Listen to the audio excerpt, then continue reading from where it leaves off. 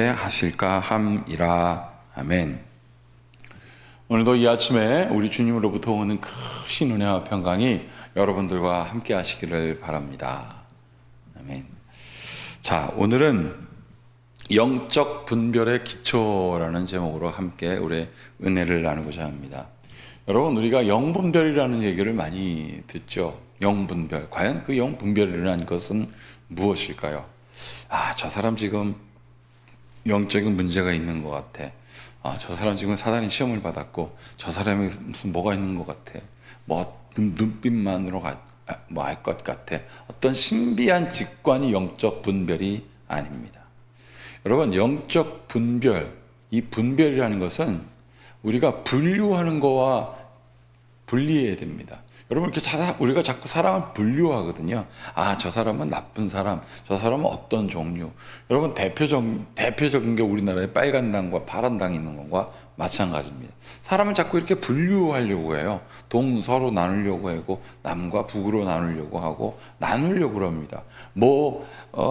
특정적인 사람, 한민족이라든지 다민족이라든지 얼굴 색깔이든지 왜 사람들은 그런지 모르겠어요. 오늘 사도 바울은 우리에게 영적으로 분류하라, 분류해서 이렇게 따로따로 취급하라는 게 아니라 분별하라 그랬습니다. 분별하라는 뜻은 무슨 뜻이냐면 알라는 뜻이에요. 그러면 어떻게 우리가 알게 될까요? 오늘 우리가 21절부터 읽었는데 어제 우리는 20절까지 했습니다. 20절 끝에 뭐라고 되어 있냐면, 큰 집에는 금그릇과 은그릇뿐 아니라 나무 그릇과 질그릇도 있어 귀하게 쓰는 것도 있고 천하게 쓰는 것도 있나니, 이렇게 끝났습니다. 그러면서 오늘 본문에 그러므로라고 시작했거든요. 자, 아주 귀한 금그릇도 있고, 그 다음에 은그릇도 있고, 나무 그릇도 있고, 질그릇도 있다 그랬습니다. 그러면 사람들은 어떻게 분류할까요? 금, 은, 나무, 질그릇 이렇게 분류하죠. 그러나 영적 분별이라는 것은 무엇이냐면 이것을 어떻게 쓸까예요. 금그릇은 어떻게 써야 하는가? 질그릇은 어떻게 써야 해요? 여러분, 질그릇 아무렇게나 막 써도 됩니까? 그러다 깨트리면요, 그거 싸니까 다시 사도 돼요? 여러분, 그 그릇에 합당한 능력과 가치가 있다라는 것입니다. 이거를 분류해가지고 금그릇 아까워서 그거 어떻게 써요? 이렇게 간직해놓고 써야 된다는 거예요. 그래야 그것은 그릇이라는 말씀입니다. 그러면 여기서 우리가 영적 분별이라는 것을 어디서 알 수 있을까? 그 기초는 어디일까? 자, 19절 한번 보세요. 하나님의 견고한 터는 섰으니 인침이 있어 일렀으되 주께서 자기 백성을 아신다 하며, 또 주의 이름을 부르는 자마다 불의에서 떠날지어다 하였느니라. 여러분, 주의 이름을 부르는 자라는 뜻은 무슨 뜻이냐면 말씀을 상고하고 말씀을 기억하고 말씀 가운데 나아가는 사람이라는 거예요. 주의 이름이라는 것은, 왜냐하면 예수님이 곧 말씀이시기 때문에 그렇거든요. 이 말씀을 상고하고 말씀을 기억하고 말씀 안에 거하면 영적 분별의 기초가 무엇인지 알게 됩니다. 곧 말씀입니다. 어제도 우리가 성도들과 함께 나누다가 막 기도가 안 될 때, 여러분, 기도하는 게 쉽지가 않잖아요. 기도하는 거 결코 쉽지 않습니다.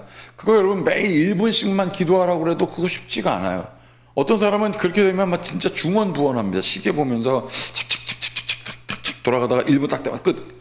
그리고 알람 소리 딱 지어놓고 1분 기도하라 그러니까 그렇게 기도하는 거, 여러분, 기도가 몰입되면 시간 가는 줄 모르게 되거든요. 그럼 이건 무슨 뜻일까요? 기도가 잘 됐다고 하는 거예요. 그럼 하나님께 마음이 오픈된 거예요. 그런데 그게 힘들어요. 그러면 어떻게 해야 될까요? 분별. 하나님, 내가 하나님의 말씀 가운데 들어가겠습니다. 어제 그래서 나온 질문이 뭐였습니까? 말씀으로 기도하자 했잖아요. 말씀으로. 내가 저 사람을 위해서 기도하는데 적절한 생각이 나지 않아요. 말씀에 적절한 생각이 나지 않아요. 그래서 우리가 어떻게 해요? 저 신명기에 보면 하나님의 말씀을 미간에 새기고 문설주에 기록하고 손목에 매라 그랬어요. 이건 무슨 뜻입니까? 머릿속에 넣고 암기하라는 단순한 뜻이 아니라 그것을 늘 상고하고 생각하면 어느 순간 내가 생각나지 않았던 그 말씀이 생각나요.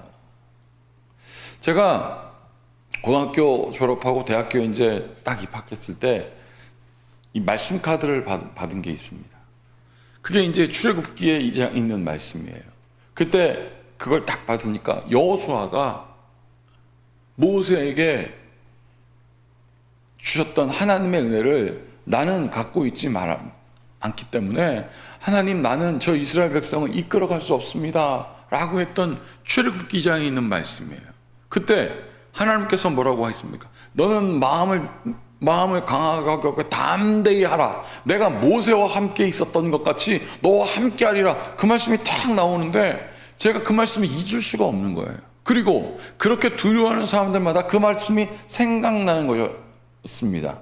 그러면 그 말씀을 들은 사람들은 어떻게 할까요? 마음을 강하게 하고 담대히 하라. 내가 모세와 함께 했던 것 같이 너와 함께 하리라는 말씀이 생각나는 거예요. 그럼 어떻게 해요? 그 나의 부정, 나는 할 수가 없어, 나는 염려가 많아 라고 하는 것들을 분별해내고 하나님의 말씀으로 담대해질 수 있다는 것입니다.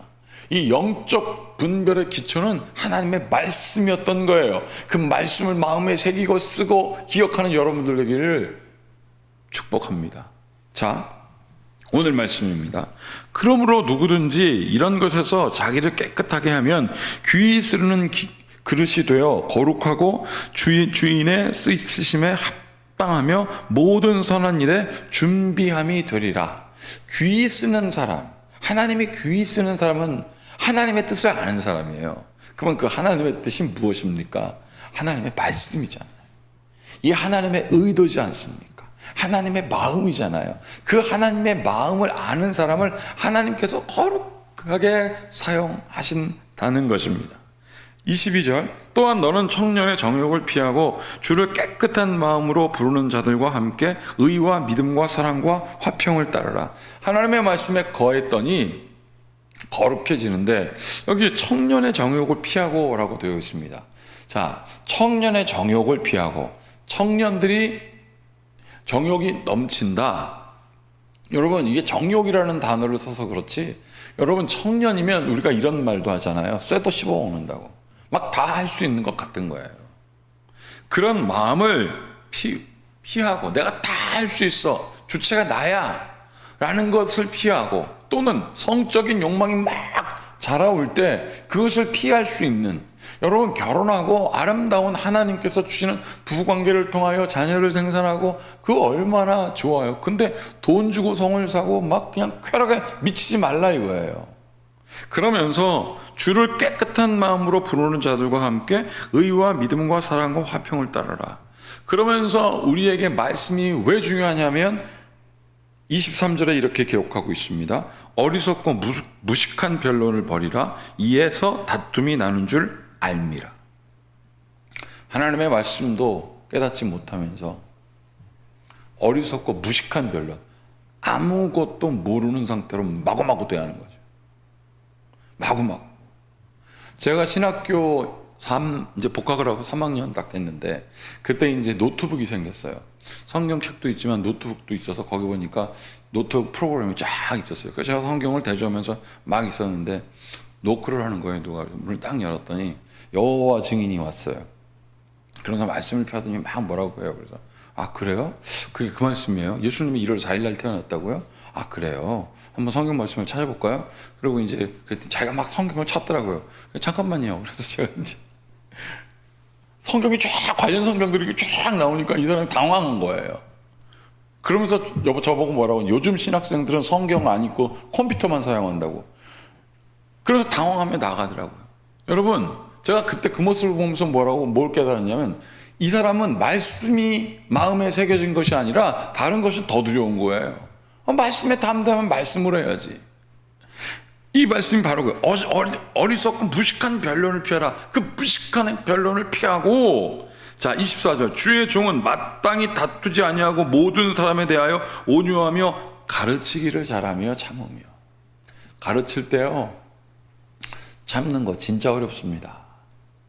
딱 가르칠 때 눈을 보면 알아요. 눈이 이렇게 초점을 잃었어요. 생각은 안드로메다에 가 있어요. 저것은 무엇이며 나와 무슨 상관이 있을까? 뭐 이런 표정. 여러분 참으며 그 다음에 25절 거역하는 자를 온유함으로 훈계할지니 혹 하나님이 그들에게 회개함을 주사 여기 이렇게 써 있지 않습니까? 진리를 알게 하실까 하며 돌아오는 그들에게 하나님께서 하나님의 말씀을 깨닫게 해주는 거예요. 여러분 회개함을 주사도잖아요. 회개함을 주사 자기가 회개하는 것도 아니에요. 회개함을 주사 교회 가는 걸 반대해서 새벽기도마다 부인이 새벽기도 나가는 게 싫어서 그거 잡아오려고 쫓아갔다가 하나님의 말씀 듣고 엉엉 울다가 돌아온 사람들 있거든요. 자, 마지막 26절 읽어보겠습니다. 다 함께. 그들로 깨어 마귀의 올무에서 벗어나 하나님께 사로잡힌 바 되어 그 뜻을 따르게 하실까 함이라. 마귀한테 올무가 돼요. 마귀가 우리에게 올무를 쌓는 가장 큰 것은 뭐라고 했습니까? 마귀를 경멸하는 거라고 그랬거든요.